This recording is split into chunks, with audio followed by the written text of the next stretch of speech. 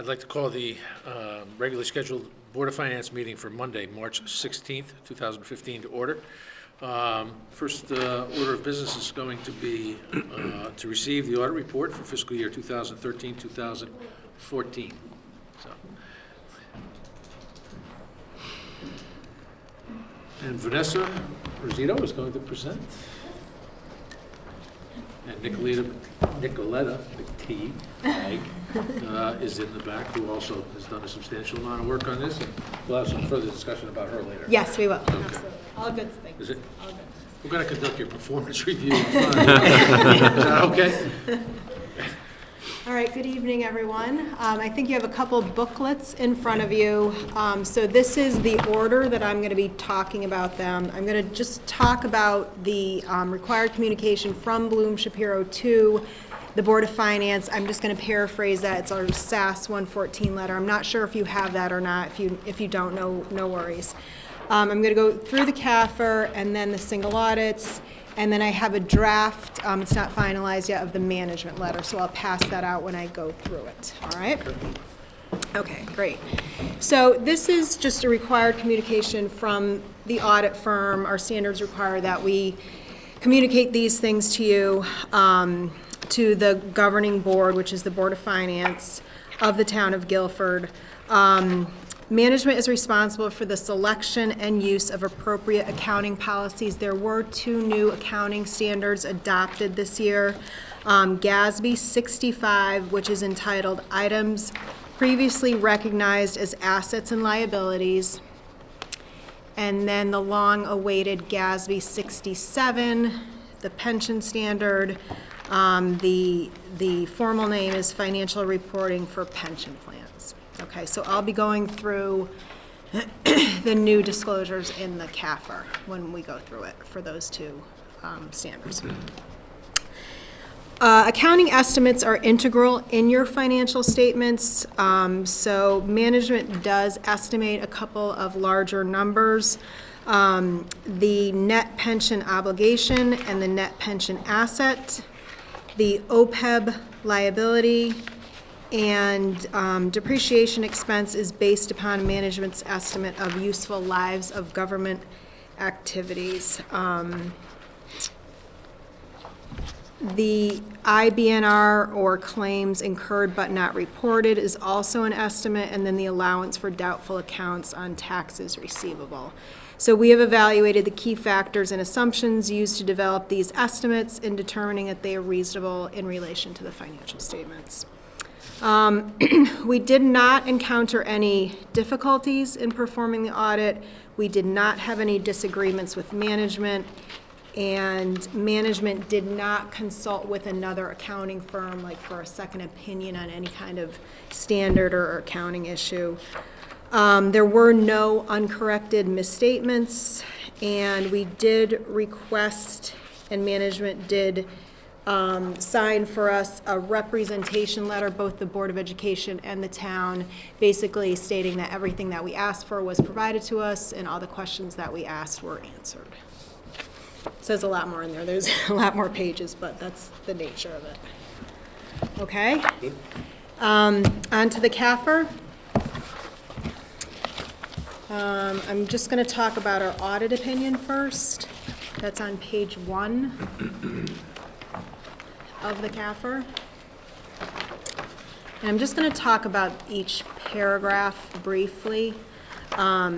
There's a bold heading in front of the paragraphs I'm going to talk about. So this is a bit different than a commercial company, if you will. There are various opinion units.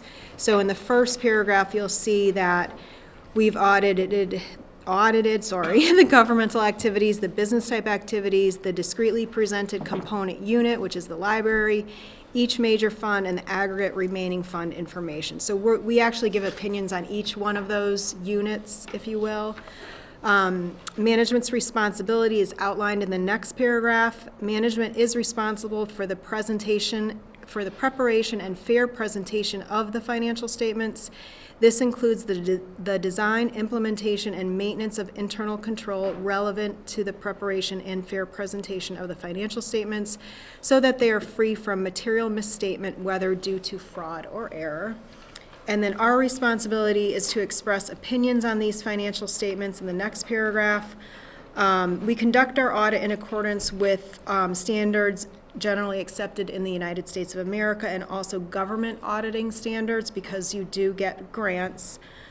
So those standards require that we plan and perform our audit to obtain reasonable assurance about whether the financial statements are free from material misstatement. And that terminology, reasonable assurance, just means that we are not auditing every transaction.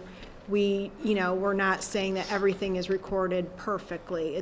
There's an element of materiality and professional standards in our audit when we do plan the audit. On page 2, on the top are the opinions on each of those opinion units. So we have issued an unmodified or a clean opinion on each one of those opinion units.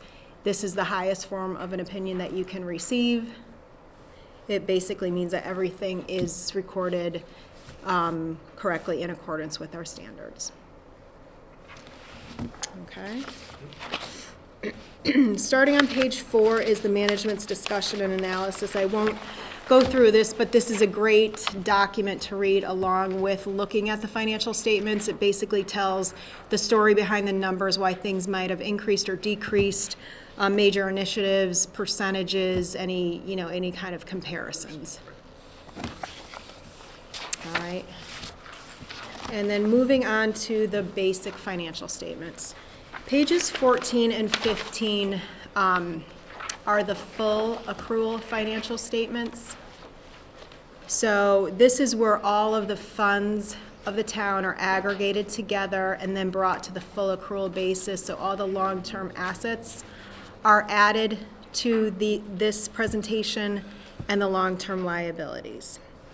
You'll see here the new GASB 65 standard has impacted this statement. So you'll see in addition to assets, liabilities, and net position, we now have 2 new categories. Deferred outflows of resources, which is, there's one item in there, your deferred charge on refunding. So this is the deferred loss on refunding. This before I think it was actually netted against your debt. So this is actually a debit. So it's really in the asset category. And then the deferred inflows of resources, which is advanced property tax collections. These are property tax collections for Grand List 13, which is not due until fiscal 15. So it's just, this standard was just kind of a geography thing. They just wanted these items broken out of assets and liabilities and, classified in their own category. Okay? All right, so moving on to the fund financial statements on pages 16 and 18. 16 is the balance sheet, 18 is the revenues and expenditures. So just talking about the general fund first. At June 30th, 2014, the general fund had fund balance of $7.8 million. This is an increase from the prior year of $1.2 million. There are 5 categories of fund balance. There's 3 categories for the general fund. The unassigned amount is $5.848 million. That is 8.5% of your GAAP general fund expenditures and transfers out. 1.6 is assigned, and that's for various encumbrances, Guilford High School financing, a reserve for personnel of $100,000, and then appropriations continued in force. And then the committed amount is $312,000. That's broken out between 2 amounts that's committed for sick leave and reval. And you'll also see a new category on this financial statement for GASB 65 again, deferred inflows of resources for unavailable revenue, property taxes, and there's the advanced property tax collection number that was on the other statement. Okay. Moving on to the budgetary presentation of the general fund on page 20. So presented here is the original legally adopted budget, the final budget after any appropriations, additional appropriations or transfers. That is compared to the actual results to come to the variance column. So you can see that revenues came in $512,000 greater than budget. Expenditures were $777,000 less than budget. So on a budgetary basis, you returned $1.189 million to the fund balance.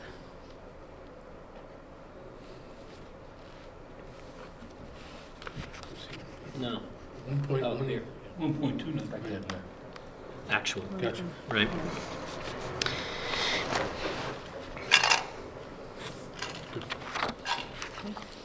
Any questions about the general fund? Okay. So I'm going to flip you back to pages 16 and 18 just to talk about the other major funds. Bonded Projects Fund had negative fund balance of $9.8 million at June 30th. That's because you've issued short-term debt. You have bands payable of $10 million. So the fund balance is going to be negative until that short-term debt is rolled into long-term, right? And the same for the high school construction. You have negative fund balance of $25.5 million, and you have bands payable of $15 million in there.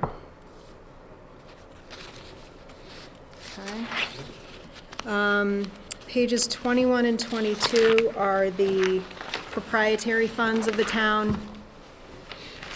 You have one major fund, your Marina Fund, and then in the non-major funds column is the Waste Transfer Fund and the Golf Course Fund. So the Marina Fund, fund balance increased slightly from the prior year, $52,000, from $1.076 million to $1.128 million. And then Waste Transfer and Golf Course, I believe, it was pretty flat. Net position decreased 12,000. I think Waste Transfer increased and Golf Course decreased. So that information, if you're interested, is on page 72. So Waste Transfer increased its net position 75,000, and the Golf Course decreased 88.6 thousand. We'll get to the question on that. Okay, all right. If I can't answer it, Sheila's in the audience, so that's good. All right, and then your fiduciary funds are presented on pages 24 and 25. So your pension trust fund had net position of $51.2 million at June 30th. That's an increase of $6.2 million. As far as the activity during the year, contributions were a little bit north of $4 million. Benefits paid were $3.9 million, so that's pretty flat. I think the increase mostly came from the market conditions last year. You had an investment gain of a little bit over $6 million. And then you do have student activity funds, which are funds held by the Board of Education, not the town's assets of about $410,000. That's on page 24. Okay. There's no statement as to the relative change on these student activity funds year over year. There's another statement, it doesn't, it's just additions and deductions, that's on page 74.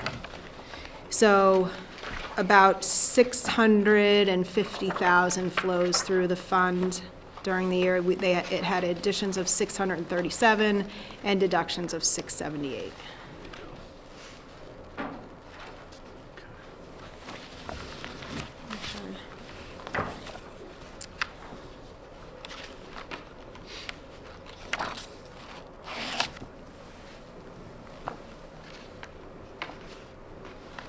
Okay, so if you don't have any questions on the funds, I'm going to walk you through the new pension disclosures at this Questions on time. funds? No? Okay. All right, Do we want to talk about the golf fund at this point, or? yeah, if you want to, sure. Yeah, my concern, as I echoed last year, is we continue running a negative position on that, and the first selectman is working with the golf commission to turn around the negative cash flow that seems to have perpetuated itself there. I continue to be concerned about the fact that we represent those losses as diminishing the asset of the course itself, and at what point does that become an issue from an auditing perspective, that we continue to write down the value of something we have because we're running in a deficit position. Yeah. It's funny, I just had this conversation with another client about their enterprise golf course that is losing money also. So I guess you have Good other company. It's not really an audit issue. I think it's more of an, it's your decision to present this as an enterprise fund. So the thinking is you should be recovering all of the costs of operating it. It looks like, I don't know what the history is of how much you are subsidizing the operations. You transferred $30,000 last year. Yeah. So I don't know if that's I pretty. think we have the same amount budgeted for this year as well. Yeah. So, the revenues were $146,000. The cash expenses, if you will, because there is depreciation expense of $28,000 in there, so the cash expenses are $236,000. So I don't know what the weather was last summer. I don't know what the reason for the. I think all golf courses are experiencing a struggling, decrease in membership and play and all that. Right. And I know we've had some discussions about what we do about that position as a non-major proprietary fund. Do we keep it as that, or do we bring it in line into the budget? You could. And fund it traditionally out of an operating budget, as opposed to the operating transfer that we do every year. Yeah. So, Yeah. but what would be the ramifications of us moving it from a non-major proprietary fund to a line item in the budget? No ramifications, really. No, none. Okay. All right. Yep. Okay, so the pension disclosure starts on page 42 of the notes. So pages 42, 43, and 44 are very similar to last year, just some percentages and amounts have changed. The new disclosure starts on page 45. So the calculation of the pension liability has changed. The GASB has put more rules, if you will, around the way it's calculated. They put more rules around the discount rate and the amortization method. So the second table on this page, you'll see divided by each of the sections of your plan, the total pension liability is $19.2 million for employees, $21.06 million for police, and $12.2 million for public school employees. That liability is then compared to the fiduciary net position. So if you add these three numbers, the 19 million, the net position numbers together, they actually equal your pension trust fund at June 30th. So they reconcile to that. So you can see that the employee's pension plan actually has a net pension asset at June 30th. Police has a liability of $1.2 million, and the public school employees has a liability of $193,000. And then you could see there's a percentage under those amounts. So theoretically, the employee's pension plan is 101% funded, 94% funded for police, and 98% funded for public school employees. So I know you all are used to talking about how funded is our plan under the old method, and I would just caution you that, because of the good market conditions, this might look a little bit better than what you're used to seeing. So if the market doesn't perform as well next year, this could decrease. If you, go ahead. I just want to go back. Yeah. So at this point, under GASB 67. Yeah, We are considered overfunded for the employees' pension plan. 6.5, a little over 6% underfunded Yeah. for the police, and about 1.5 on the public employees. right. How does that stack us up with communities throughout the state, or the ones that you're familiar with? Yeah, well, I think all of my clients that I have presented financial statements to this year, this presentation is better than what they've been used to seeing because the asset calculation has been smoothed over in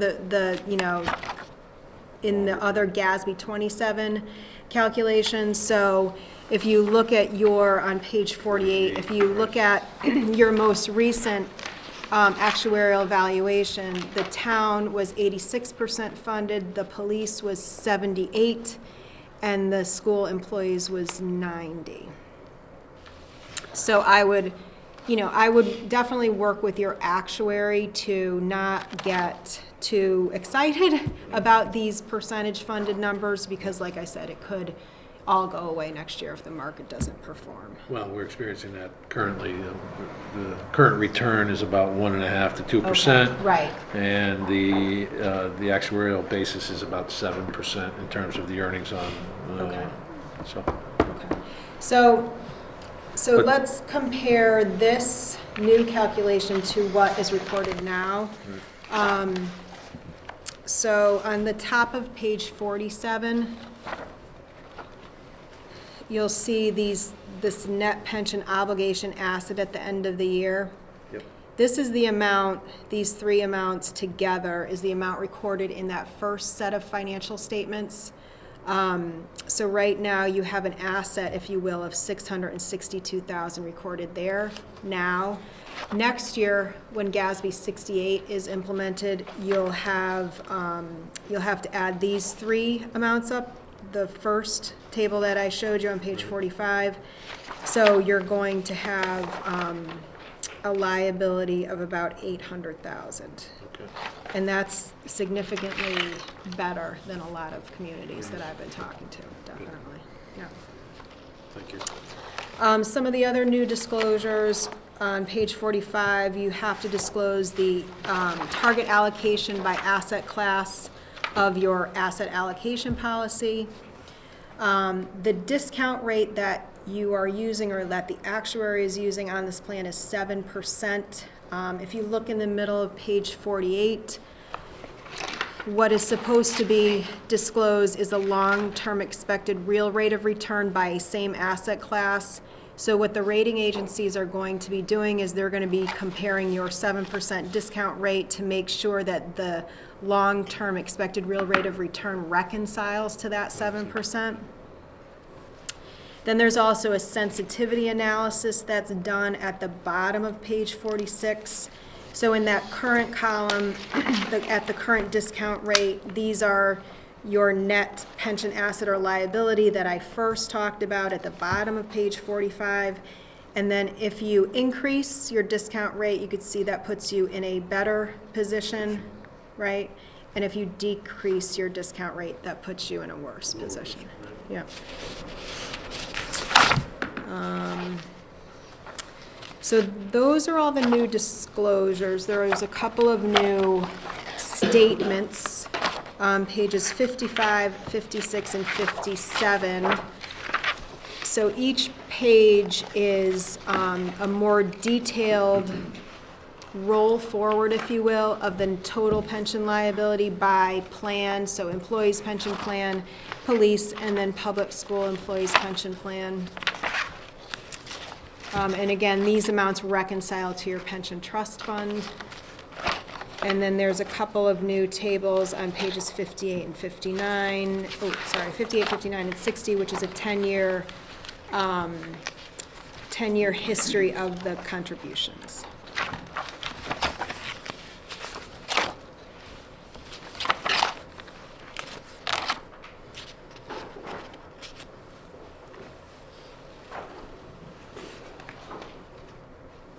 Just, I think we're going to bring to note the contributions in 2013, 2014.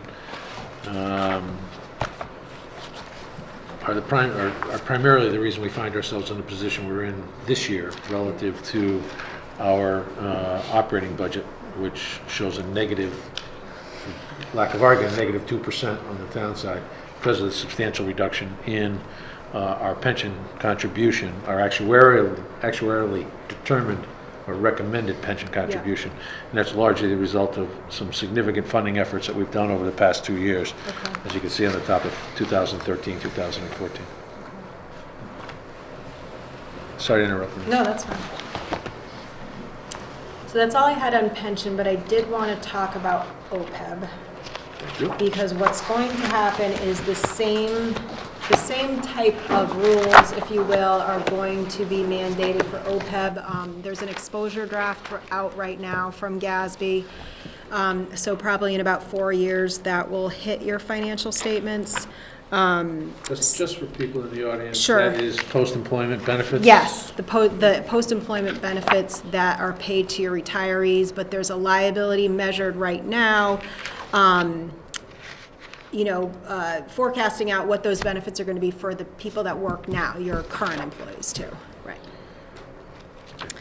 So if you turn to pages 51 and 52, this is some of the OPEB notes, and I just want to show you the impact on your financial statement.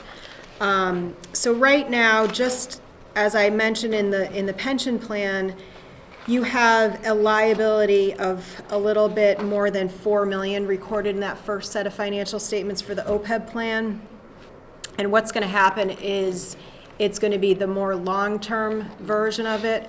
So on page 52, it's going to be that unfunded amount. There are no assets right now to compare to the OPEB liability because you don't have an OPEB trust fund. So you're going to, if this were implemented right now, and if this was calculated under the new standard, your liability would increase from $4 million to $32 million in that first set of financial statements. Okay. So it's really no new news for the rating agencies because they've seen this information in the notes to your financial statements. It's just going to be recorded in that first set of financial statements. So your bond rating's not going to change just because of this standard, because this information has always been available. This is completely new to me. Is this the present value of all the future obligations post-employment for all employees that are That's hired by the right. town? That's the liability, that's Okay. $32 million. I can't even believe I got that out straight. Yeah, Okay. that's good. Yeah. That would be a pretty big number. Yeah, Okay. yeah, it is, yep. The traditional method of funding those post-employment benefits is usually out of the operating budget, correct? So this is really just an accounting standard to identify the long-term liability. Right. You mentioned something, we do not have an OPEB trust fund. That's right. Are there municipalities, other entities, governmental agencies that are establishing OPEB trust funds? That's right, yep. And how are they doing it? Are they doing that through special assessments? Are they taking part of their undesignated fund balance, rolling it over into something like that? Because, clearly today, we're paying, we're collecting taxes to pay post-employment benefits for previous employees, correct? Right, so you're paying post-employment benefits on a pay-as-you-go Go basis, right? So you're paying the benefits now, you're just not putting money away for the future to, reduce the liability. So most municipalities are funding it out of their operating budget, out of fund balance. They're not doing a special assessment. But the other thing is that when this standard comes into play, because you don't have assets set aside for this liability, your discount rate is not going to be as high as 7%. It's going to be the 20-year municipal bond rate. So 4%. So it's going to be discounted at a much lower amount too.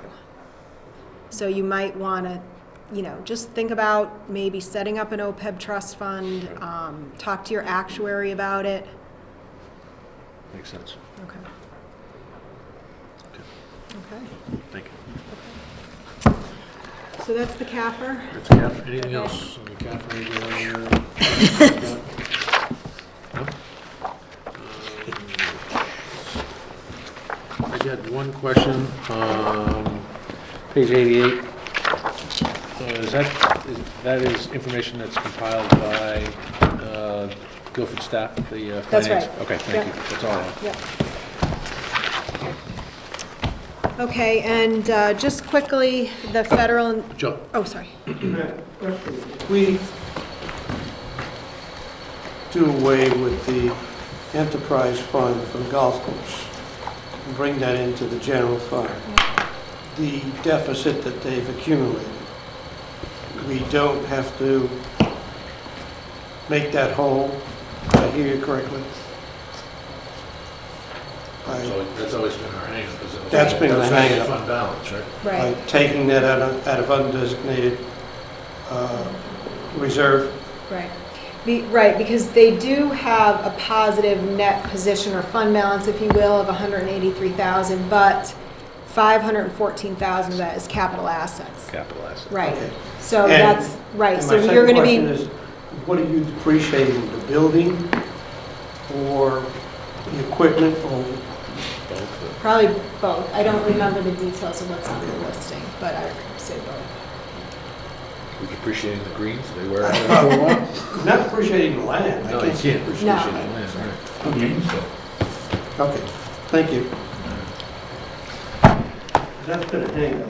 I don't, Thank you. Okay, federal and state single audit reports, just quickly. The town does receive both federal and state grants, so we're required to perform a federal and state single audit. Just looking at the federal single audit first, the expenditures of the grants that you receive are listed on pages 4, 5, and 6. So in accordance with the federal single audit, we're required to test certain programs based upon risk and size and all that. So we tested the, this is on page 10, the listing of the programs that we tested, the special education cluster and the port security grant program. So we issued an unmodified opinion on the internal controls over the, over compliance on those programs and over compliance. So all good news on the federal single audit. You did have a finding last year about the ARA reports, but that finding has been resolved. Yeah. And then very similar presentation for the state. The grants are listed on pages 4 through 6 again. 12 million.1 of state funding. And the state has different rules on which programs we test. We tested 3 programs that are listed on page 10. The STEEP program, Small Town Economic Assistance Program, Property Tax Relief for Elderly and Disabled, Totally Disabled Homeowners, and then the Town Aid Road Program. So again, we issued an unmodified or clean opinion over compliance and over internal controls over compliance on those programs. questions on either of the single audit reports, state or federal? Okay, and then here's a draft of the management letter.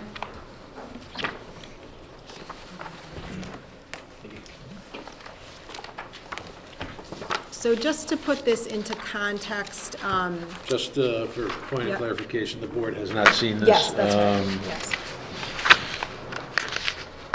So I'll talk about it. Yeah, please summarize. Yeah. So the first comment has to do with the timeliness of the submission of the financial statements to State of Connecticut Office of Policy and Management. The town also submits the financial statements to EMMA, which is the SEC reporting vehicle, and also to the GFOA for the certificate program. So the fiscal June 30th, 2014 financial statements, these financial statements were issued February 27th, 2015, and the past 2 years' financial statements were issued February 28th. So the deadline is December 31st. So obviously, we're concerned that the past 3 years have been issued late, and we're recommending 3 things that we think will help the town issue these financial statements on time. So our recommendations are on page 2. The finance director has many responsibilities outside of the day-to-day accounting work that many times takes precedence. Perhaps the workflow of the department should be looked at closely to redistribute work so that the preparation for the audit is not so daunting. I mean, many of the, all the financial statement schedules that we receive for the audit are from Sheila for the town and from Linda for the Board of Education. So, and I think I talk about this later too, but there should be training of other employees in the department to make sure that they are up to speed with helping with the preparation of the audit and in doing some of these schedules too. I think that's my second recommendation so far. I'm also recommending in the third bullet a financial statement closing checklist.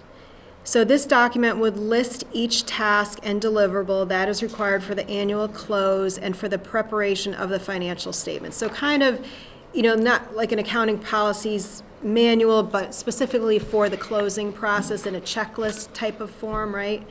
A due date and an owner, department staff, would be associated with each task. This checklist would be monitored to ensure each item is being completed. This checklist would also help document the procedure, so when employees with institutional knowledge leave the town or Board of Ed, year-end closing procedures are memorialized in writing. So if Sheila or Linda win lotto and move to Bora Bora, then the procedures are documented, and the next person that is hired or whatever can pick up the pieces pretty easily and not, they've both been here a while, so they have a lot of great knowledge in their head, so it needs to be memorialized. Institutionalized. Yes. Okay. Joe, you have a comment or a question? I'll let the auditor finish, Oh, okay. and then I have extensive comments to make on this. Okay. I also, so one of the reasons for the delay in the audit the past 3 years has been because of actuarial reports have been late, right? So we're recommending that the town meet with its actuary firm to make sure that they understand the importance of the deadline, that they have all the information that they need, that expectations are developed, and the report is delivered in a form that is acceptable to both the town and its auditors in a more timely fashion. Yeah. Yep. Just one quick question. Yep. There is a process to get an extension with the state of Connecticut? Yes, and we did. So we're fine with, yeah, we got the proper extension, so there's no black marks. Yep. Joe? Mr. Chairman, Yes. I think it's highly unprofessional of Lou Shapiro to issue this tonight without giving the courtesy of the finance office and the county manager for the Board of Education, the courtesy, and the selectman's office. Have time to review this. I will take responsibility. I had a conversation with Vanessa earlier this evening. Can I, When she said that she had the draft, and I said, fine, share it with us, we haven't had an opportunity. In my 40 years' experience in the accounting and finance area, it's always been customary to have management review the comments of the auditors before they're issued to the authority that has the responsibility to accept the audit.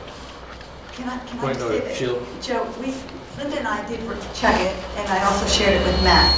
So I wasn't aware this afternoon that it was going to be distributed tonight as a draft. There was a little bit of confusion on that end, because I didn't see the draft, the actual letter in the box with the audit report. So I wasn't quite sure when the Board of Finance was... But this shouldn't have been issued tonight. I got this at 5 o'clock, Okay. and I don't think it's proper. Well, I'll take the heat for it, Joe, because Because- I was given a copy of it earlier today. In all my years of experience, the finance department has always had the opportunity to give their rebuttal before it's issued to management. Joe, your point's taken. I think we could probably have some conversations offline relative to when information was shared with various individuals. I don't think we need to do that here, Okay, well, that's all right? fine. And we will have those discussions. I will be part of those discussions with you, Finance Director, and representative of the Board of Education, and our auditor if necessary, by conference call, and I'm sure you'll be happy to Absolutely. participate. And I think the superintendent is owed the same respect and Certainly, courtesy. certainly. I mean, in prior years, that's always been done. Understood. And Understood. I don't know what the haste has been to get this out tonight, and I take exception to that. Joe, I think there... Both for the finance department, Right. and I'll take it Joe, for the Board of Joe, I'm Education. going to say again, I don't think any further comment on this is warranted until we have an opportunity to talk about, in full disclosure, when the information was available. Point taken. Okay, thank you. This all implies that we've been late in reporting. You got the proper extensions, but the deadline is December 31st. So for the past 3 years, you filed on February 28th.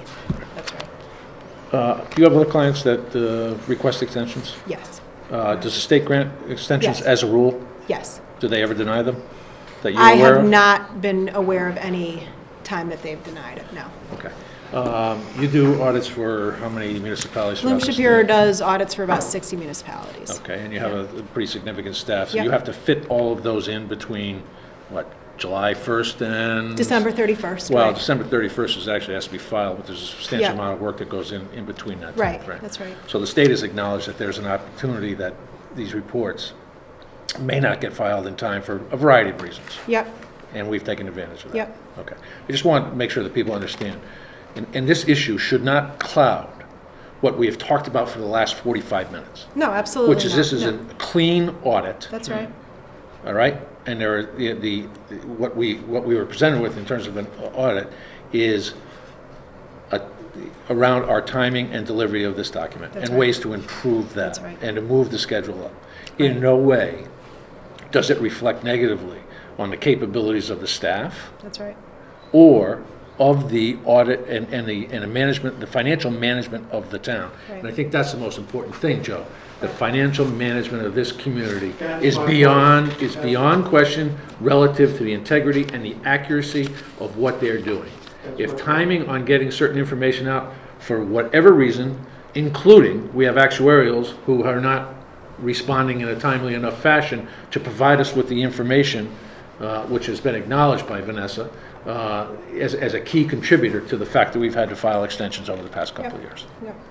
And so I was going to mention, and I should have mentioned, and I apologize, that this is a management letter. So this in no way, these are constructive suggestions and ways to improve your controls that we did not have a significant deficiency on, we did not have a material weakness on. So, and that's what the second paragraph says. So we're just saying that if if you follow these recommendations, your controls will be enhanced and the audit will be issued on time. Two things come to mind. One, and this is where I think the sensitivity is with Joe Mazza, our first selectman, Yeah. and the finance office, is they have not had time to assess and prepare a statement relative to this. All right, okay? At least that's what is, that's what's being contended at this point. We will have further offline discussions about how much advance time we had on that. So I acknowledge that you have not had a chance.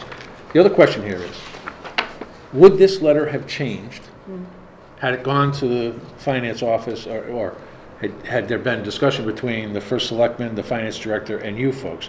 Would we have seen a different letter? I already had discussions with with Sheila, in the finance office, and with Linda. So they have seen drafts of this and have commented on it. So it has not changed. I just believe Joe Mazza has not seen it. All right, but would it change? No. Okay, No. but it's the ability to respond to it. I have not. You have not had that opportunity. Respond. Understood. Yeah. Understood. Any other questions? Thank you. Okay. Vanessa. Do you want me to go through the other two comments, or should I refrain? Actually, we have it out, because I think there's pretty good, there's some pretty good news about the other comment here. And in the conversation you and I had prior to this, Yep. this next item that you mentioned, which is fraud, risk, and assessment, Yeah. is one that you've been including in all of your, Yeah, all your audits. fraud this year. is a very big topic in every state in the United States, and, you see it in the paper all the time. So we are recommending this to a lot of our municipalities, a lot of our audit clients, to have a fraud risk assessment performed. Could be by an outside company, outside accounting firm, it could be internal. I know many municipalities, probably all municipalities, are running very lean and mean, so it's real hard to do it internally. But just, there needs to be the start of a conversation about fraud where it's more riskier, which departments are more susceptible to it, where the risk lies. And then our second comment in line with that has to do with instituting an anonymous fraud tip line. Just a way for people to report fraud in an anonymous fashion. I have two comments. I'll let the first selectman answer this question. Do we already have a fraud tip line in place? It's me. And May I remind- did it work? It did. May remind there are, a couple of employees who do not work here anymore, who have been prosecuted and made restitution. I agree. And then the other question here, and again, we can talk about this further, but the recommendation on a fraud risk assessment, I'm assuming Bloom Shapiro has the capacity to Yes. perform that type of Yes, assessment? we do, and other accounting firms do too. Firms do as well? Yep, absolutely. Okay. Any firm that has forensic accountants or certified fraud examiners could do it. Right. And is there a reason that this has, again, I may have Yeah, it not just been says paying it's- attention. There's a pattern. Yeah, there is a pattern, but is it, It's just because Is it of the significant? environment out there.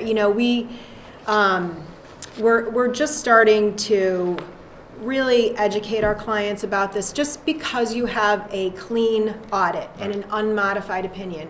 Again, I said earlier, we don't audit everything 100%. We don't look at immaterial can't. things. So there could be fraud, immaterial fraud, something going on that we weren't alerted to, we did not think there was a risk of. So it's up to the organization, their controls, to prevent fraud and detect it. Did you say that Bloom Shapiro provides this service? Yes, we do. We have provided it for a couple of municipalities. Did you recommend that to us? To You have, haven't we which- consider- recommended that to us before. what's that? You haven't recommended this option to us No. before. I was making sure that everybody heard the recommendation, so you hadn't heard it in the past, so. good, all right. Anything further? No? Okay. Thank you very much. Okay.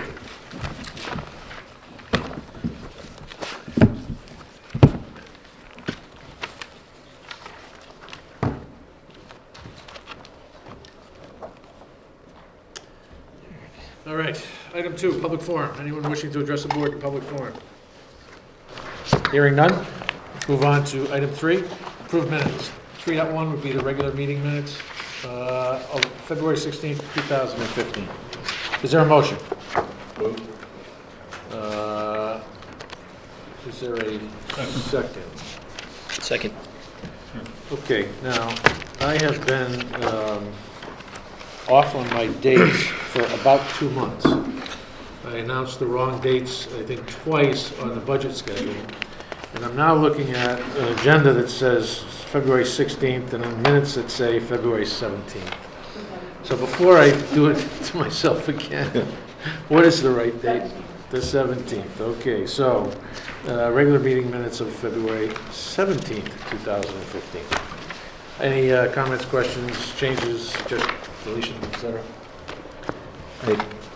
I have a question on page 7.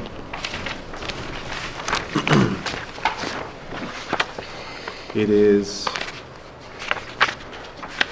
guess, the sixth paragraph down in the second sentence. says, in 2011, they projected existing debt at this time to be $3,902,041, but it's $3,106,175, a decrease of, and it says $741,866. The math is not correct there, and I don't want to call out any. So it sounds like the existing debt was something, it is not, and therefore the difference is, but the difference doesn't, the decrease number does not subtract out. Okay. And it's just more for record than anything. I mean, Well, this- it's close, but it should be exact. Something like 780. Well, why don't we strike the decrease of 741,866? Is that, I think that would be, That's I satisfactory? That sounds think that reasonable. would be fine, yes. thank you. Are there others? One other. Certainly. Last paragraph. The second sentence says, some of the items that led to this was a bond refunding. Should it be refinancing, or was it refunding? Refunding. Refunding was correct? Just wanted to make sure. Then there's no correction. Take it back. That's all. Thanks. Good. Any others? Okay.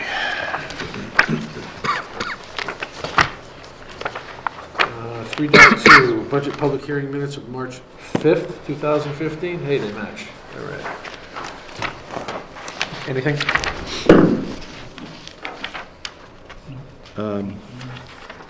Similar. Page 2. And this is only because I really scrutinize these because I wasn't at this meeting, so I'm sure I could comment, but I will be abstaining from them. On the second page where it says special services, near the bottom, Yes. special services increased 250,000 and special education transportation has increased. I believe that number, I did actually look this one up, I believe that number should be 330,938. Because it certainly didn't increase that much. And that number, the 1,324,987, should be the number at the end of that paragraph. The total increase in those 5 areas is 1,324,987. Did you check that against? You have your budget document here. We only mentioned the 2 areas anyway. All right, we'll take your word for it. Take my word for it. Yes, I will. Any others? None? All right, call the question on February 17th minutes, right? All in favor? Aye. I abstain. One abstention, any opposed? None. On the March 5th, all in favor? Aye. Opposed, abstentions? Abstain. Item 4, correspondence. At one point, Yep. we did receive, I think, by email late today, No, we're not going to the address budget those workshop, so we'll put that off till till next month. next month. Okay. Unless there's, has everyone had an opportunity to print those down and review them? No, I have Not. Okay, so we'll wait till next month for those. Tracy, you throw those on the agenda for next month. Thank you. 4.1, pension committee minutes.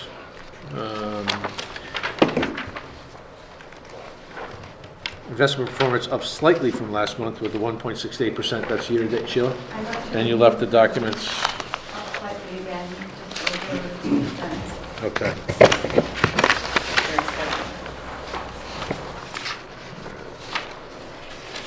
Here you go, I'm sorry. Oh, thank you. I didn't realize these were not all for me. Sometimes it's not all about me. I do. So it's at 2.06 cumulative at this point?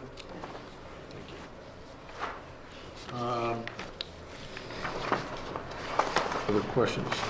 I just had a quick comment. One of our longstanding police officers is is going to receive a disability pension.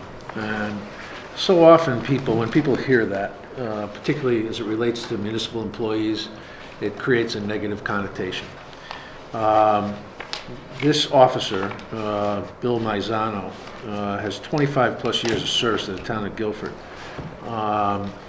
And contrary to what some folks think about disability pensions, this individual, over the course of 25-plus years, did not miss a day of work. Didn't miss a day of work. So now he's being given a disability pension, obviously because of an injury that occurred while on the job. I think something like that just needs to be mentioned in the appropriate context. Anything else on the pension committee minutes? No? Item 5, review and accept the report of expenditures for the Board of Education for February 2015.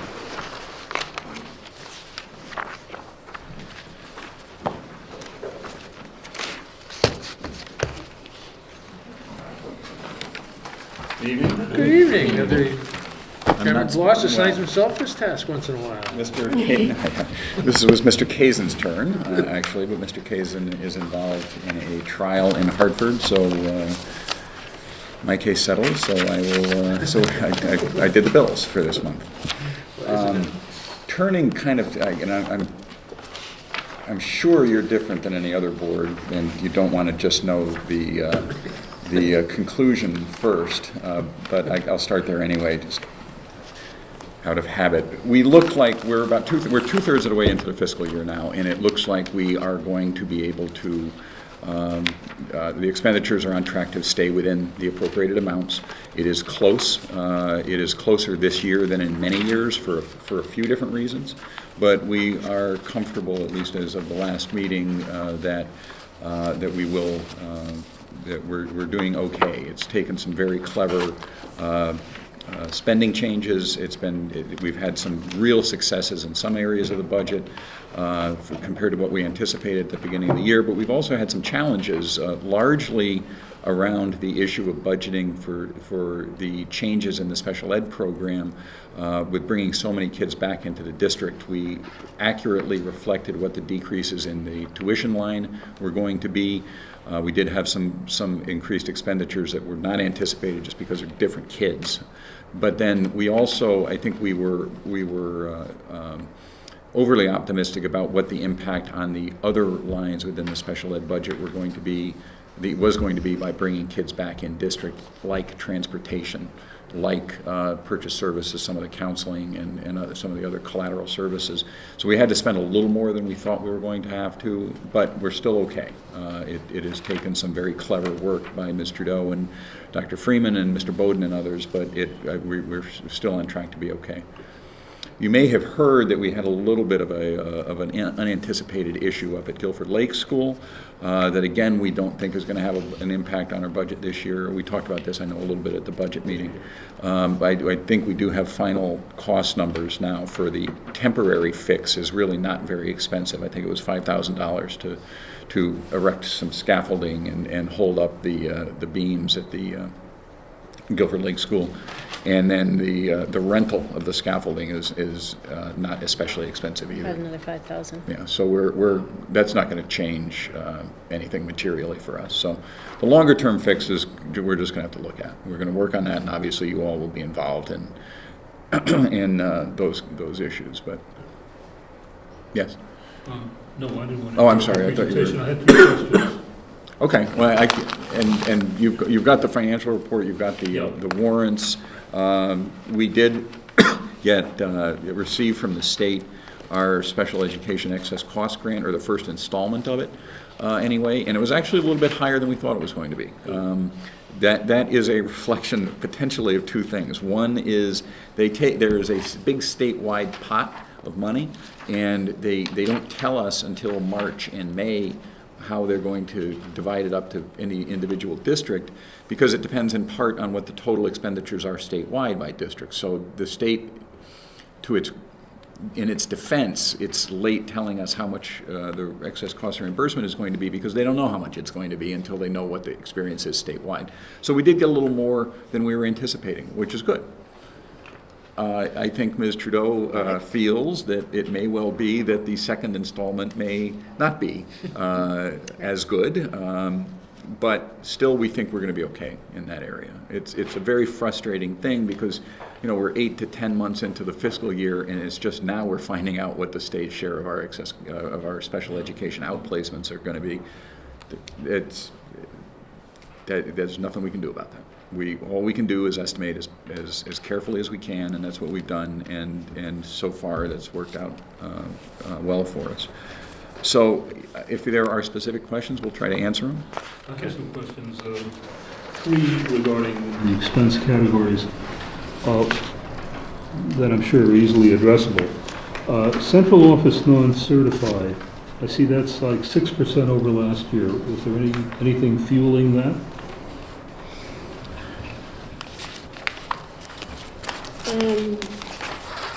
Actually, part of that is a correction that'll be fixed next month. There was somebody who was incorrectly charged there, so that'll be fixed in the following month.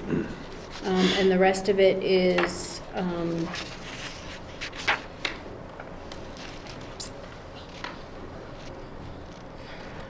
don't think there was anything else specific in there. There was 1 or 2 salary increases that were a little bit higher than budgeted, but I think the bulk of it is the correction that you'll see next month. And legal? Legal is much higher than last year. Well, legal, I can talk about legal. We did have an evaluation of the legal line in some detail. It is higher, largely because of happenstance and largely and in part because of some timing issues. The primary issue has been that we've been in negotiations with almost every bargaining unit this year, and that has taken a lot of legal. We did have some. Have so far this year spent less than $10,000 on special education with legal, which is I'd love to go through every dirt beat town and see what they spend on legal and for special ed. It's just a reflection of the change in leadership in the special education department and trying to move away from this adversarial model and into a more cooperative model. And one of the byproducts has been that we're not paying as much for lawyers to defend special education claims. So I know we've talked about this a lot, but it's a better product at a less expensive cost, better services. So And a less contentious process. Now we have had some. Sometimes we have lawyers for expulsion hearings, depending on whether they're contested, depending on whether they're complicated. Sometimes we don't. We have a couple of lawyers on the board that generally can handle these kinds of things with some preparation, but sometimes we just think it's a good idea. We did have a residency hearing, for example, and that was a lawyer fest. We had the superintendent had a lawyer, we had a lawyer, the lawyers had lawyers. It was it was expensive, and the issue was whether somebody trying to go to school here really was a resident in town, and that's something that we just felt strongly that we had to explore at a hearing, and for better or for worse, it was expensive, but we think we made the right decision and had to do it. Peter? Yeah, I have a question. As we know, gasoline at the pump has dropped significantly, and I guess today it's at $44 a barrel, but I'm looking at the fuel for special educational buses is up about 20%. That's not because of the cost, that's because of the number of runs compared to what we budgeted. So I'll give you an example. We thought that when we brought back so many kids in district over the last 2 years that we were spending to fuel for special education to send them to Bloomfield or to send them to Fairfield, wherever it happens to be. We thought that some kids that we brought back in district, we were going to have to bus to the local public schools in a separate conveyance, a separate vehicle. but we thought we were going to do a little better than we actually wound up being able to do. So it's not a question, we had to provide more transportation than we anticipated. It's not a question of gas per gallon, it's a question of number of runs, number of children that really needed that transportation that we were hoping to be able to avoid in the budgeting process. We're way over, I know there were projects that you embarked on in this fiscal year that perhaps you didn't anticipate when you formed the budget for this year, but we're like 112% expended in site improvement, whereas we were about 33% expended last year at this time. Yeah, you know, the percent expended, that might be my least favorite statistic in the budget, because that's just a question of timing.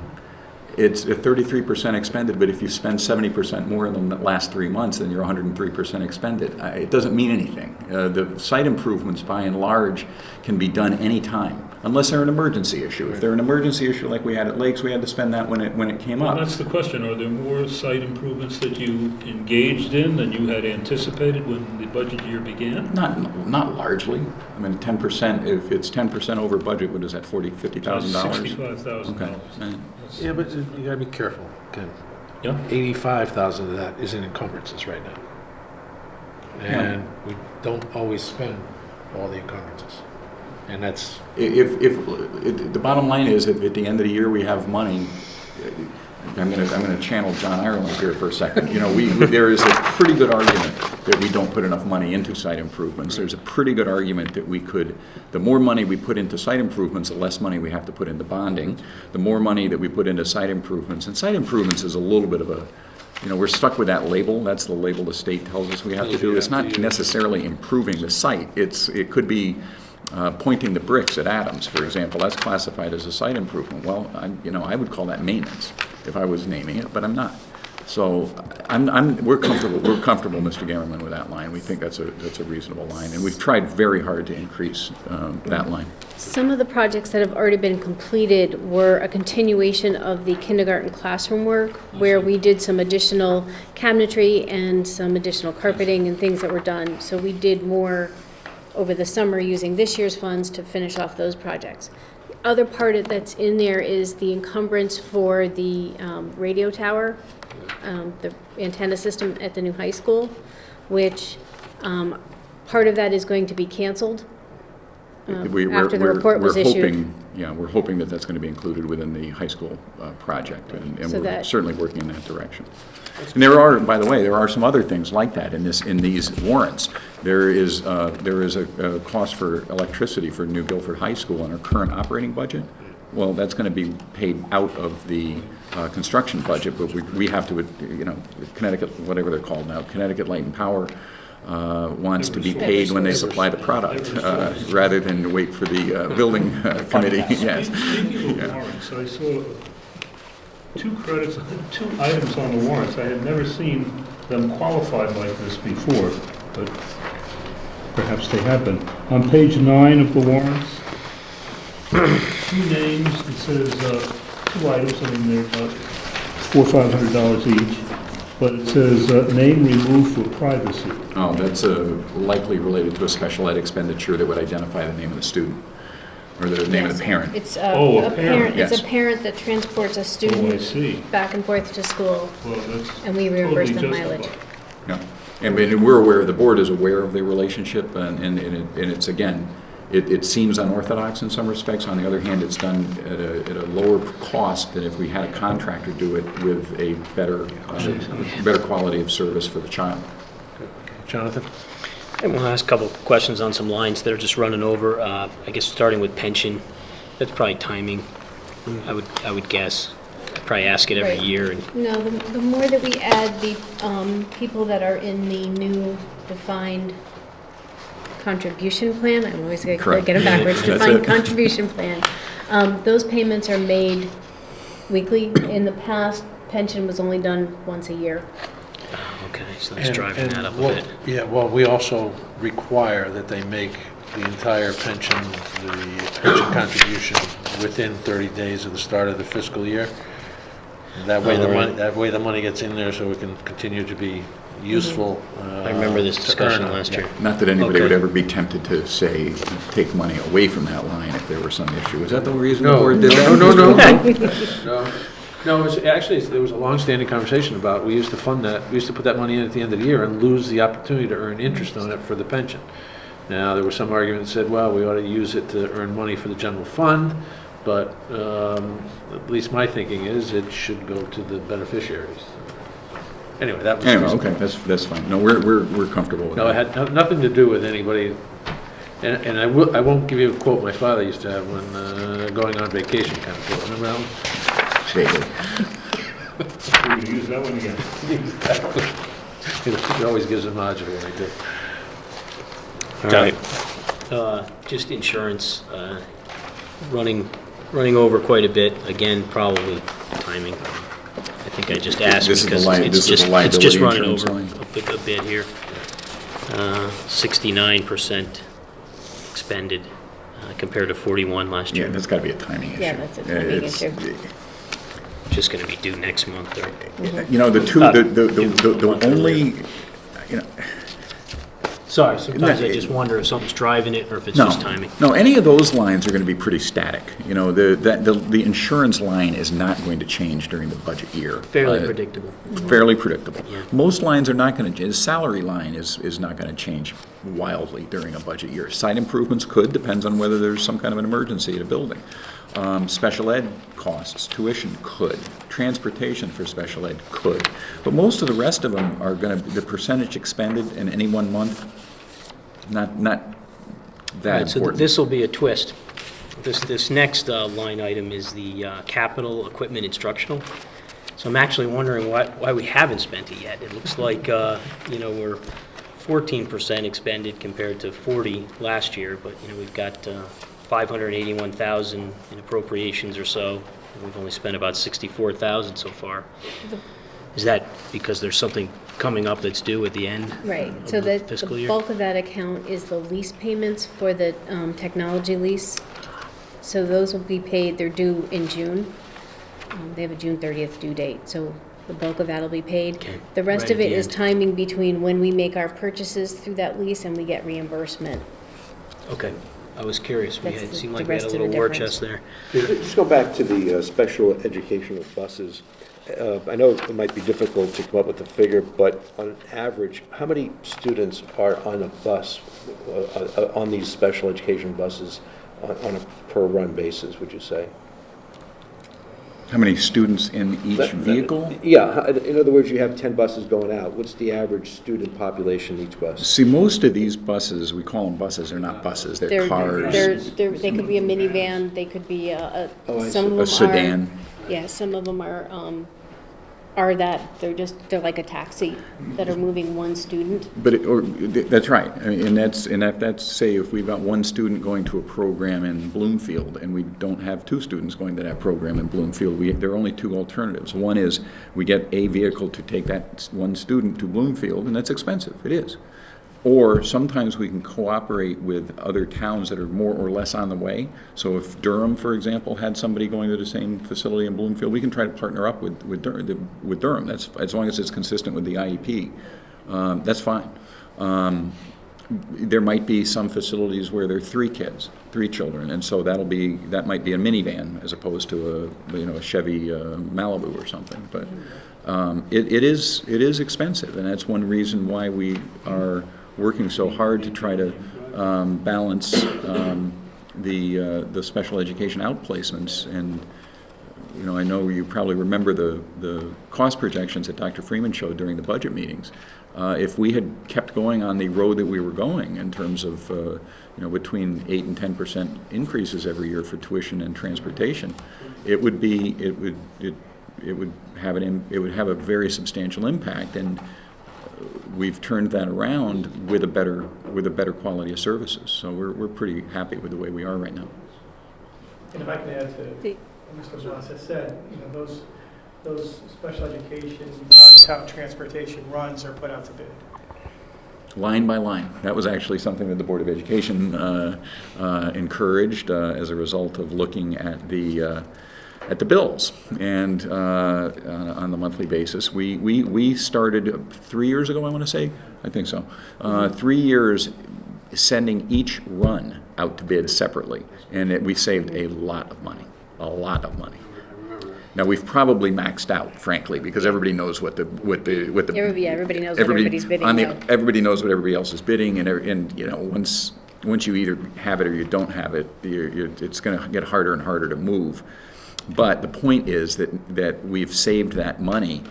I want to say it was like $250,000 or something very substantial, but we've saved it 3 years ago, 2 years ago, last year, and moving forward.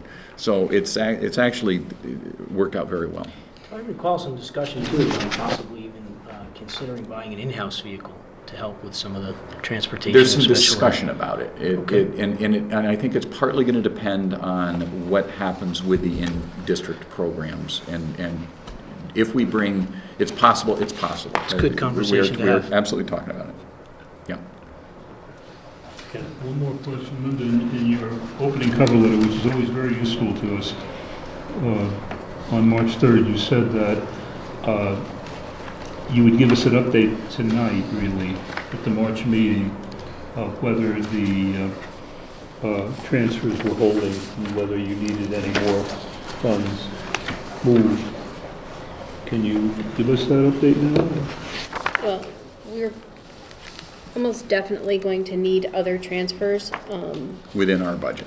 within our budget, no additional funding. Part of it, again, comes into what we actually end up receiving for our excess cost grant. I won't know that until really the end of May. So right now, I'm thinking that we are going to need to have a transfer into purchase services to cover the legal and special services account. And probably going to need a transfer into transportation. Now, we are going to have some funds available in salaries to transfer around, as well as a little tiny bit in employee benefits that we could use. So we are going to definitely need another transfer. The dollar amounts all depend on the excess cost grant that we receive. And you've always referenced the teacher salaries as one, because of the retirements and so forth, Right. as an area that you could move. Are you now looking at other areas to move? There's some other small amounts in some other salary lines that we might be able to pull from. Still salaries. And there could possibly be a little bit in employee benefits. Some from Social Security and the medical line, I believe, will have a little bit of funds available. And with the freeze that we have on, we actually still have some under supplies and materials, which could be my other source of transfers if those hold true to my projections. Then there'll be some funds there as well. We have some funds in heat and textbooks because we purchased some stuff at the end of last year, and then a little bit in supplies, in building material supplies. I just had a general comment as a result of the transfer of the $250,000 in teacher salaries, and we talked about this just prior to the meeting. You know, it's always interesting, the timing of these things. We put out a budget document for 2016 fiscal year that showed a negative 0.52% decrease in salaries for teachers. Well, the reality is it's more like negative 1.52 because you've just transferred $250,000 out of that line item, so your base is now lower. So, you know, the savings is even higher going forward because you didn't spend all of your full allocation this year. And I think it's important, and I know you continue to talk to the community about your budget. That teacher salary line item, I know you've mentioned that. I think there three certified positions out of the budget, 50 FTEs, is it three? It's a net. It's a net of Net of 2.5. net of three. Net, right, and that's really, you know, so it is more than the 0.52, negative 0.52. It is actually a bigger number, so. Anything else with it, Jeff? One quick question. Does the transfer or retention of students in the special ed program in-house have any impact on the excess cost grant, or is it solely based on I just wondered. Well, that's one of the ironies, that we get more reimbursement the more expensive it is. It's because it only is, sure, it's, The outplacements. right, it's only on the outplacements, so we only get the excess cost grant for the outplacements, but in order to in order to be eligible for the excess cost grant, you have to spend a lot of money. I think it's approximately $75,000 per student, 70. About 70, a Yeah. little under 70. So you have to spend 70, and then you're eligible for a percentage of everything above 70 per student to be reimbursed at a rate that nobody knows until this time of year. Now, this year it was 78%, I think, or 76 for the first round. No, the first round was like 84. Okay, but then it's going to go we'd be fortunate if it averaged 76%. And that's 84% above 75,000, Correct. correct? Okay. So yeah, it's 84% of the amount that we should be receiving. So anything over the 75,000 we should be receiving. But we're only going to receive 75% of that amount. I see. And that 70,000 threshold is generally figured out by 5 times what we spend per Average. pupil. Average per student. Average per pupil Right. expenditure. For most outplacements. There is a different formula for For a other ones. a DCF placed. Anything else? No? I want to add one thing back to your question about the gas. We are locked in for fuel for this year, so the price changes. This is the one time when maybe our bid didn't help us, but most years we are locked in, and we are locked in at a price lower than what the public is paying. So the fluctuation in fuel prices right now does not really affect us as much because we are locked in. But the reason that the budget line is higher is not because of anything to do with the per gallon cost, because we knew what that cost Right, was we going knew to be what at the that was. beginning of the budget year. Right. It's more to do with, But you had mentioned with the prices going down, so I just wanted to clarify that that doesn't impact us. Thank you. Anything further? Is there a motion to accept the bills from the Board of Education in the amount of $2,681,538? So moved. Second. All in favor? Aye. Opposed? Abstained? Good. Thank you very much. Item 6, review and approve the expenditures for the town government for February 2015.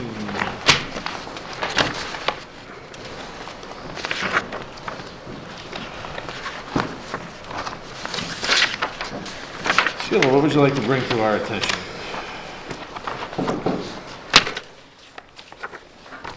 Good evening. Good evening. Well, usually at this time of the year, I look back at last year and see where we were, to try to help us kind of overcome our difficult expenditure side because of the storm, so I'm going to try to do that quickly. Our revenue actually looks very good. I think it's 8 out of 20 departments have collected more than their budgets already. Okay, let me just get my papers together here. Tax collections are very strong at this point, and so I had a discussion with the tax collector, and we looked at reports, and actually, we're right on track. We've collected almost all of our tax collections right now, and between February and July of last fiscal year, we collected an additional $1.2 million. That's generally due to the supplemental taxes, because that's something we don't know when we put our budget together. Correct. Okay. So I'm confident that we should collect almost $1 million, if not, let's say between $750,000 and $1 million, because her outstanding balance right now is $1.4 million, so it is available to collect. So one would think that because we collected so much already, that there isn't the ability to collect, but there is. Okay, so I'm hoping that we're going to see a nice surplus there that will help us in other areas. As far as the other departments, they're doing they've been doing good all year, and much of it is due to the commercial developments in town that we've Yes. talked about before. As far as the fire department, that's a timing issue. We expect, they make deposits a couple of times a month, and the last deposit for February didn't come over. So that will be, they'll catch up. And even so, they're still on track. Okay. Yeah, because they're a month in arrears. So next month, I'll give you a better actual projection, once I see that, more taxes keep coming in. But I'm very confident that we will exceed our revenue budget. And it could be substantial. It could be. Any questions? Any? FEMA money for this year, the winter storms classified is, No, had some pretty big ones. we did apply, I think I mentioned this last month. I don't think there's been a decision. Actually, just late last week, I sent additional information up to the state because they're trying to validate our claims, which is the pre-assessment. I don't know if they've done that yet for the state, but they were trying to work on do it. that collectively, statewide? Yes. Isn't that the initiative there? But a month ago, So it's not just us, it's... right. Okay. I think they're trying to validate what everyone sent up to make sure that it's accurate. So they wanted more evidence of what we sent up, time cards, for example. So those are with the state now. Okay. Any other questions on that? Good. Expenditures, we are at 73.5% collected, and we were at 73% last year.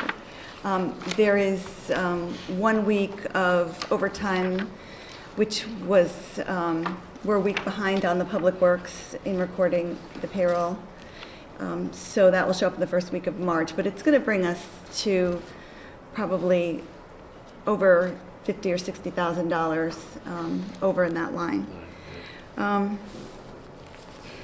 So I did take a look at last year again, and Public Works, I say this, I've said this for almost every year that I've been here. They tend to rise to the occasion, and they're able to look at their other line items and save. I mean, we've had bad winters for many years in a row, and last year they returned $21,000 to the general fund. I know the first selectman sent out a memo to all the departments today, asking them to please take a look at all discretionary spending and not expend Just if because they, it's there. because we're not, we don't know what's ahead of us, and most likely we won't get the FEMA reimbursement. Doesn't. Yeah, we've done it this year. But let me just tell you about last year. Last year, $794,000 we turned back to the fund balance. We used all of contingency up, so that does not count any contingency, okay? 794 with zero contingency, that was reallocated to other departments. We had $188,000 surplus in debt service that we're not going to have this year. So that leaves us with $600,000. We were at 73% last year, we're at 73% this year. I think that we're probably going to be close to that. There will be some savings in the police department, for example, because of salary attrition and filling of positions, just timing there. There are some other areas that we will see savings. They add up. It's amazing how the little savings in many line items tend to add up. We are watching legal. Most likely we'll have a transfer. I think I will present a transfer to you before they go over, which would be by the end of the year. I don't really want to see the line item go from 1 month to another in a deficit. The department, and they expended $48,000 in February, which leaves them with only $63,000 left. That's on the, due to the assessment reval claims, which are settling fairly quickly. So again, that could be a timing issue too. We may not see as much next year as we thought. It's just hard to tell. I'm just kind of putting it all out there so we can, nothing is really black and white at this point. I had a question on engineering and public works. We did not budget anything for workers' comp, yet we did have a claim at one point. It doesn't look like it's a current claim. No. And I know that, I think you mentioned that we were down some bodies during the storm.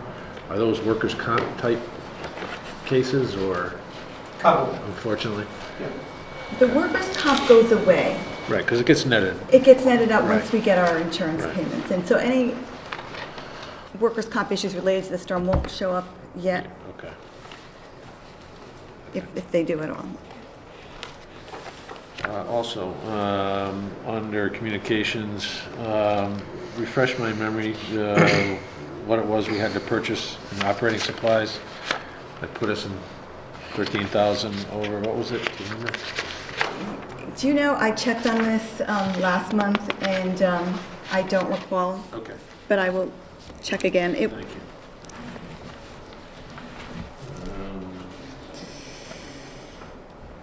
All right, just have a question, Public Works, but that's it. I got one question, just Peter. to digress, just out of curiosity. There's on the revenue side, you have Pequot Mohegan grants. What type of grant is that?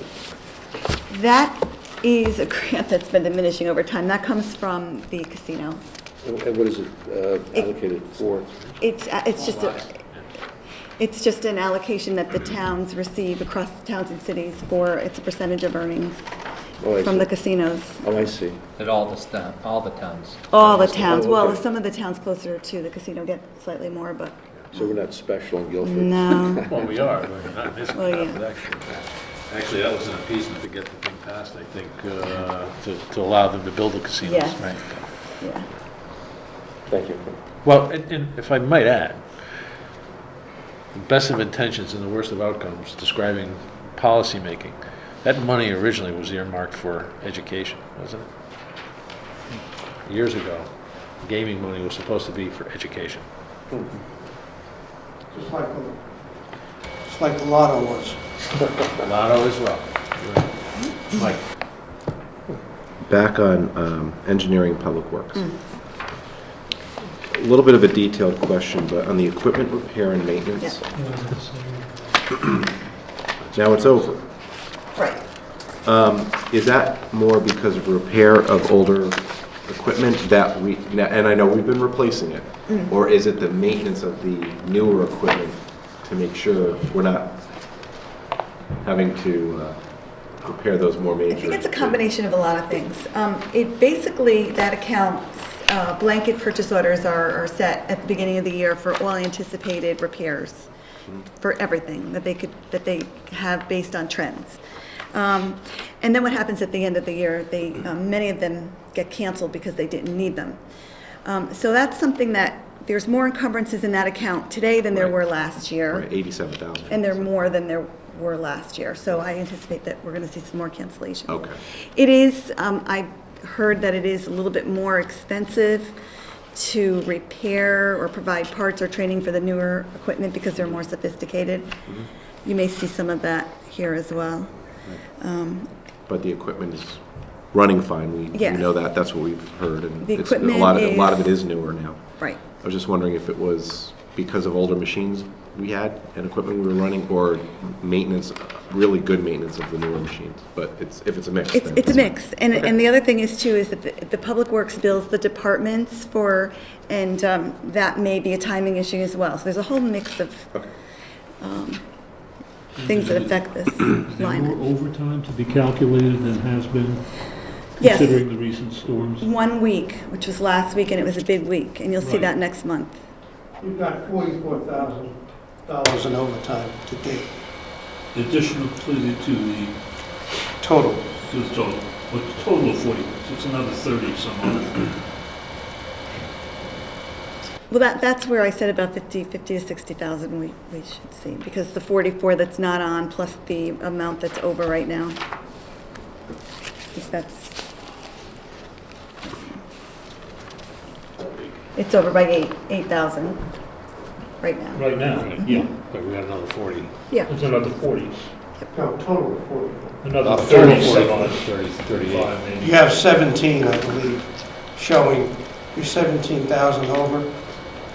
8,000. 87. Yeah, it's going to be 44 over. latest report I have. And that's not counting this weekend. Coming up. Snow this weekend? Possible snow this weekend, that's right. Friday possibility. I'm going skiing, that's fantastic. For you. Actually, that leads me to one more question. Because I just turned the page and I realized I had it circled. The road maintenance winter. Also, a pretty large encumbrance. But, 142%. So,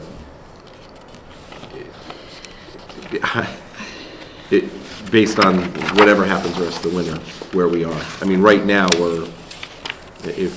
how much of that encumbrance, I guess, do we think might be spent? Right, Assuming that's not the much most- happens from here Right. to the end of the year. And, what we don't know, because the bills don't, come in, Also, I think by next month we'll have a better handle on Right. that. And if we haven't seen the bills, I can at least find out what they anticipate. We'll wait a month Also, and keep our fingers crossed. the small irony is that Friday is the eve of spring, and that's when we're anticipating the possibility of another weather incident. Welcome to New England. Well, Yes. we should talk We about had it. black ice this morning. Mm-hmm. That's correct.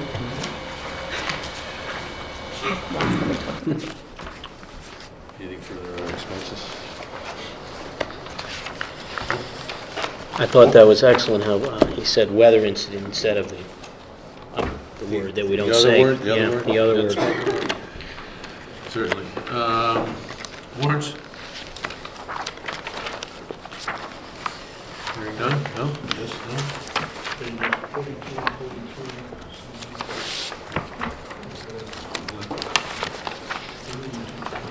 Moving too fast. Okay. Slow down. Moving too fast.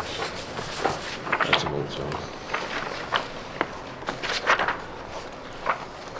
Oh, yeah, I just had a general question on the warrants on pages 42 and 43. Molten salt, I wonder why we needed so much salt. But basically, it was my understanding that we pre-purchased this, that we purchased, that we committed the salt in advance. Now, you put out a purchase order in advance. That's your encumbrance. That's the encumbrance. Yeah. So, When you see it on the warrant, you're paying for it. right, is that exceeding what we budgeted? No. Even with the severity of the winter? Right. But you probably will, I'm just looking at it right now, to answer Mike's question, you're going to eat up everything on that with the road maintenance. And then some, yeah. Question on mobile generator? What's that for? Is that out of the special fund? It was out of the general fund. General fund? Tower generator or mobile generator? I'm not sure. There was a generator that was budgeted in the capital account town. for, Is that town hall? yeah. That's the town hall The generator? generator at the fire department uses. That's 67,000 something? 69, yeah. 69. Pretty close.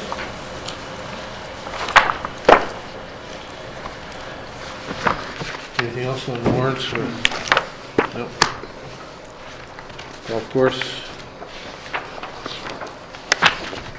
Capital projects. Ken, did you have a question earlier this evening on capital projects, or was it just? No, it All was- right. I changed the format Yep. to what you asked Thank you. some time ago, so I hope it's easier to read It and is. determine what's available. It's a work in progress, but I think it's there.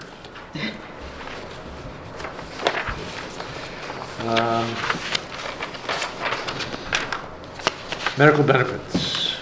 There is one thing I wanted to bring to your attention on medical benefits, Yep. and that is if you look at the amount covered by the stop loss, it decreased Funny, yeah, funny you should mention that. I know. Uh, It was brought up at the Board of Selectmen meeting this morning, and it actually is correct based on the reports we have from Anthem. Right.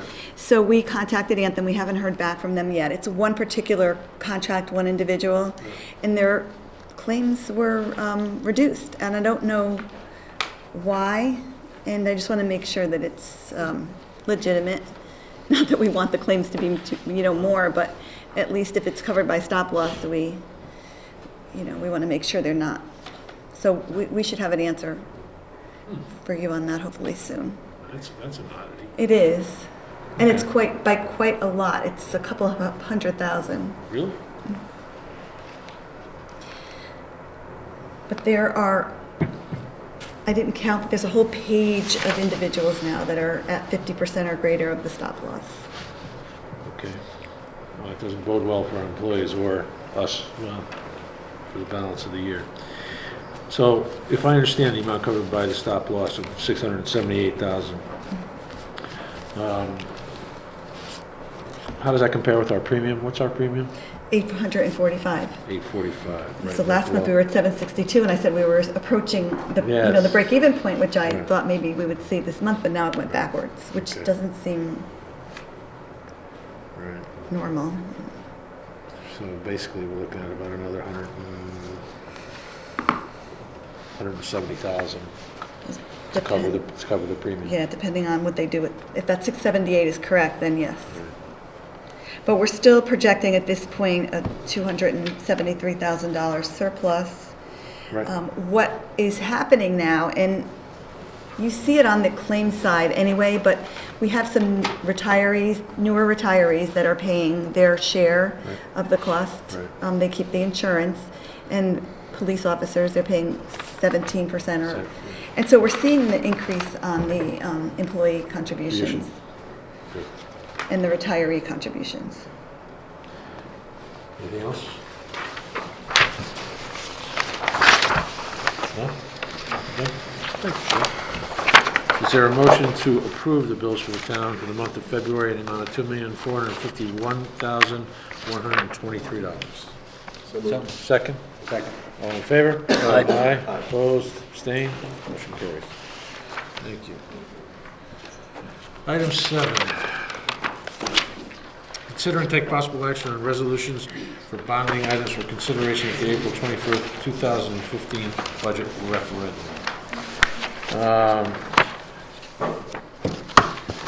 We have before us, were there some changes this morning? Were there some changes? There were originally 5 resolutions. You want to talk a little? Yeah, you want? Yeah, actually, I want to talk a little bit about that.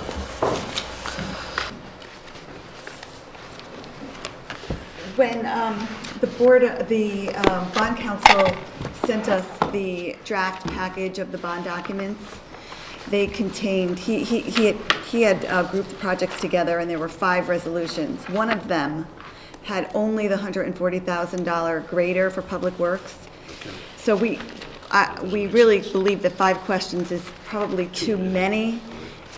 So we tried to convince bond counsel that the grader related to road projects, and he agreed. So it's been changed now where the road projects bond resolution contains the road projects and the grader. There is no other changes, just that they've been grouped according to how he believes it's appropriate, and it would be town facilities are grouped together, and then the roads, and then the Board of Ed has 2, their facility improvements and security improvements. So that's it. Thank you. And the Board of Selectmen did not take any action at this point? Is that- No, I tell you what, I would take it the way it was written was incorrect. Right, and it's since been rewritten Yep. and presented to us. So you guys, we will approve it. You guys are the last stop on it anyway, sending it to town. We will take action on March 24th. We have a special meeting. So I'll add that to the agenda. All right, so at this point, we have 4 resolutions that we need to consider, which were discussed at length during the budget development process.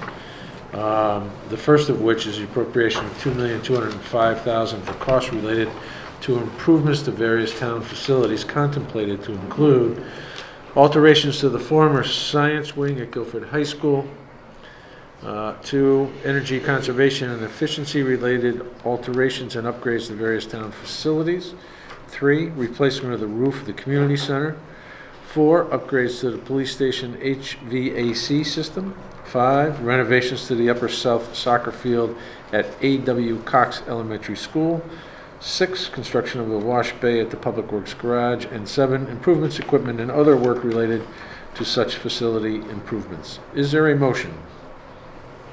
So moved. Second. Comments, questions? Comment. Mike?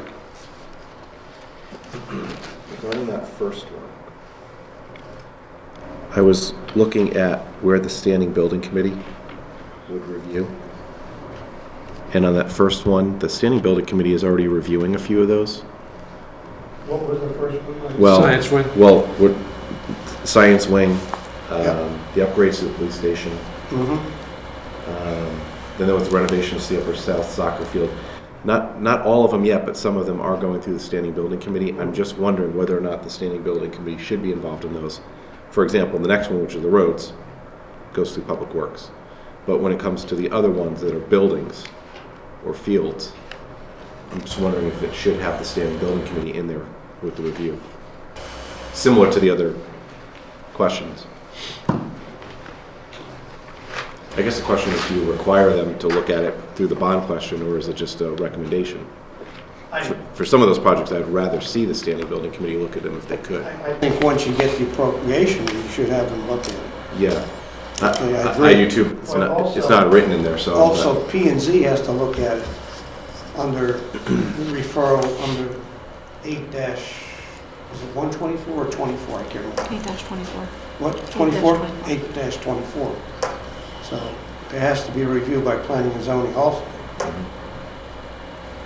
But that's done after we get the appropriation.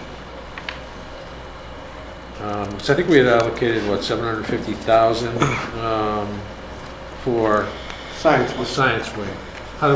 Who did we use to come up with those numbers? Was Cliff Gardner. Cliff Gardner from the Board of Education. And it's not Cliff's number, it's his engineer's numbers. Okay. Are there specific tasks related to the energy conservation and efficiency related alterations to the various town facilities? Are there specific projects on that, or is that No, sort of catch-all? No. We're just allocating that kind of money, that's so. 400,000. Right, there would be nothing there. And the wash bay, I don't That does necessarily, from that's a Public pre-bid Works item. and Engineering. Yeah. Yeah.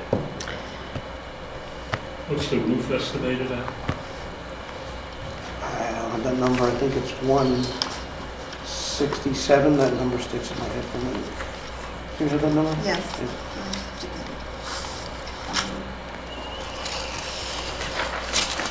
165. 165, okay. I just have the general comments. In the previous budget hearings, I did express a little bit of concern about the wash bay. It does sound like it can add some benefit in reducing our employee time to wash the trucks and to maybe extend the life of the trucks. But I was just concerned if, we had really figured out if the return was there on this project. But despite that concern, the overall 5-year plan from the town, it looks like it's down by 1.5 million this time around, and I think there's a tremendous amount of fiscal restraint here. Good. Anything else? All right, call the question, all in favor? Aye. Opposed, abstained, motion carried. Resolution number 2, the appropriation of $1,280,000 for costs related to the town's inland road reconstruction and improvement program. Phase 1 contemplated to include road reconstruction and improvements to 1, the multi-use path on State Street extension from approximately its intersection with Sachem Hollow to approximately its intersection with Golden Hill Road. 2, River Street from approximately its intersection with Connecticut Route 1 to approximately its intersection with Water Street. 3, Summer Street from approximately its intersection with Whitfield Street to its end. 4, Nut Plains Road from approximately its intersection with State Street to approximately its intersection with North Madison Road. 5, Podunk Road from East Bear House Hill Road, from approximately its intersection with Clabbard Hill Road to approximately its intersection with East Bear House Hill Road. 6, Goose Lane from approximately the I-95 North Ramp to approximately its intersection with Nut Plains Road.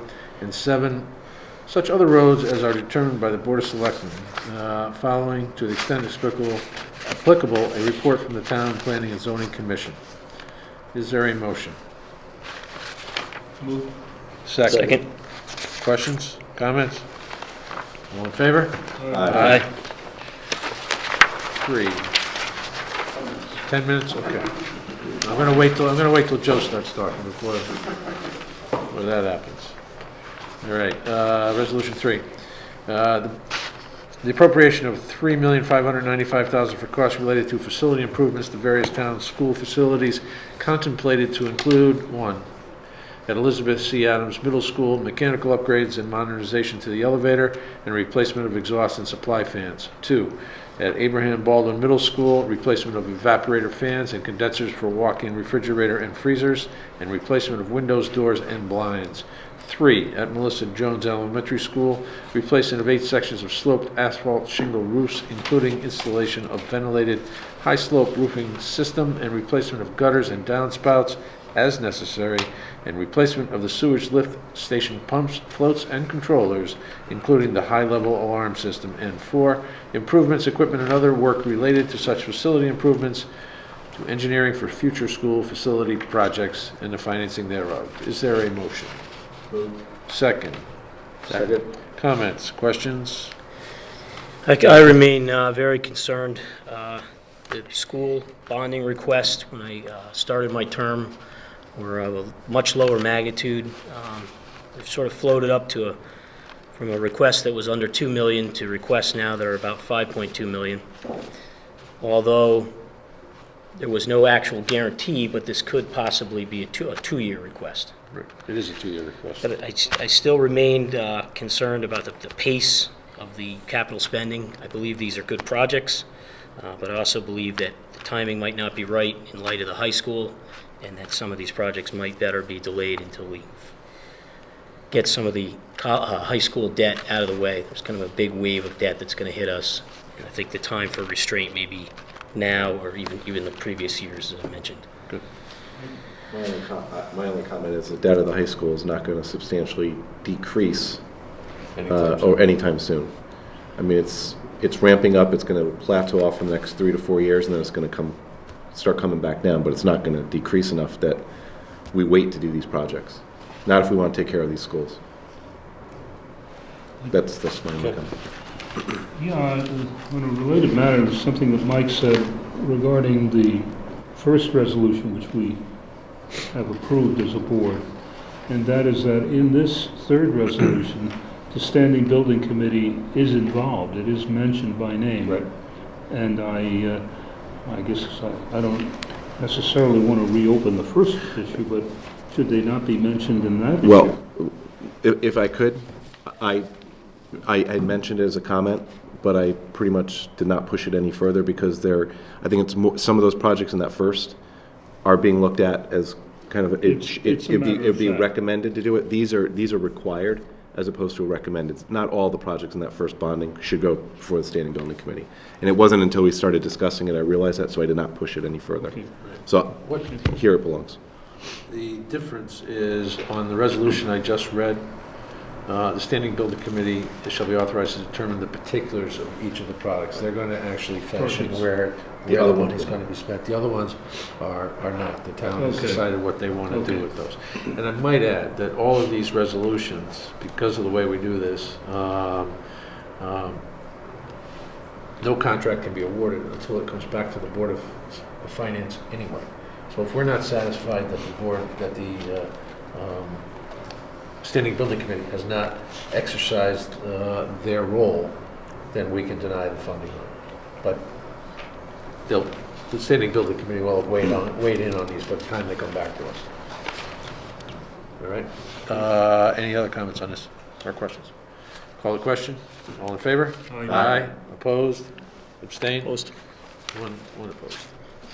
And the last resolution, the appropriation of $1,695,000 for costs related to security and technology upgrades to various town school facilities, contemplated to include, 1, in Melissa Jones Elementary School, security upgrades to the main entrances, main office, and the art room to allow for direct access and view to the main entrance, ADA accessibility improvements, new cameras, additional buzzer doors, upgraded glass, additional lockdown buttons, and other upgrades as determined during the design phase.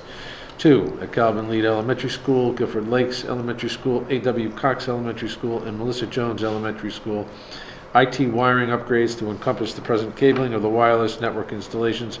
And 3, improvements, equipment, and other work related to such security and technology upgrades. Is there a motion? Second. Comments, questions, etc. I did have one question. Linda, I think I noticed somewhere in the meeting minutes, you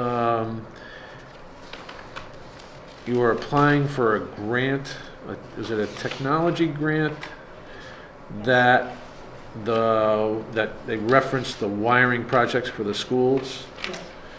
Was it contemplated that that grant would mean we didn't have to expend the money that we're talking about? So if it gets if we wind up getting the grant, we won't need All or, of yeah, it. or a part of this, part of yes. it, right? Right. And there's no guarantee that we get the grant, so. I think there's also a existing project too that we would get a potential grant for. Grant for as well. Yeah. Which would offset our bonding costs, right, or to decrease them.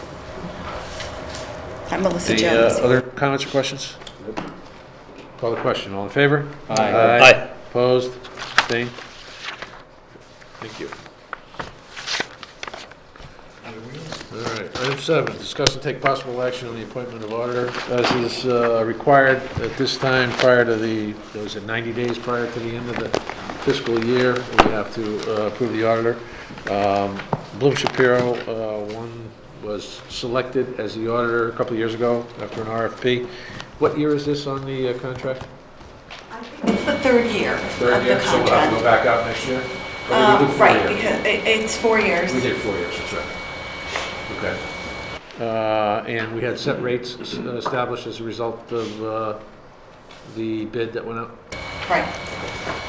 All right, is there a motion to appoint Bloom Shapiro as the auditor for fiscal year 2015, 2016? So moved. Second. Comments, questions? Joe? Are we locked into appointing them for another year, or can we go out to bid again? Joe, we have a charter resolution that says we have to appoint within, before, not with, no sooner Within than 90 90 days. days, right. So we're locked in this year. Right. Joe, and I know where your point's coming from. I'd hold off on conversations related to this until we have the opportunity to have a sit-down. Okay, Okay. okay. Thank you for that. No, understood. As an ex officio member, you have the right to question. I just And- think that we've had them for too long, but No. that's my comment. Okay. So at this point, though, Mr. Chairman, there really is not an alternative. There isn't an alternative at this point. Not at this point, there isn't, so Right. I agree with you. Okay. Let me get back to just on the number of years left, because I'm forgetting that we're appointing for 16, it may be the last year. Right. Could be the last year. It could be. All right, call the question, all in favor? Aye. Opposed, abstained? No. Committee reports, 9.1, report on Guilford High School Building Committee.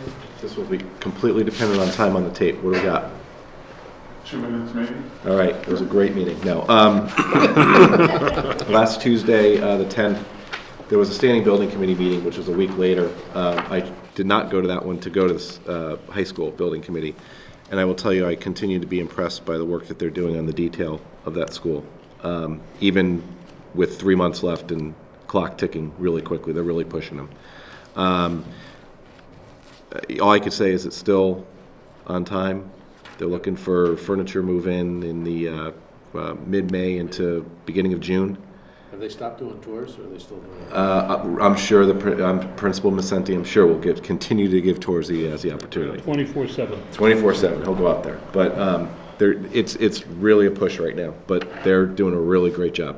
Very impressed sitting through the meeting.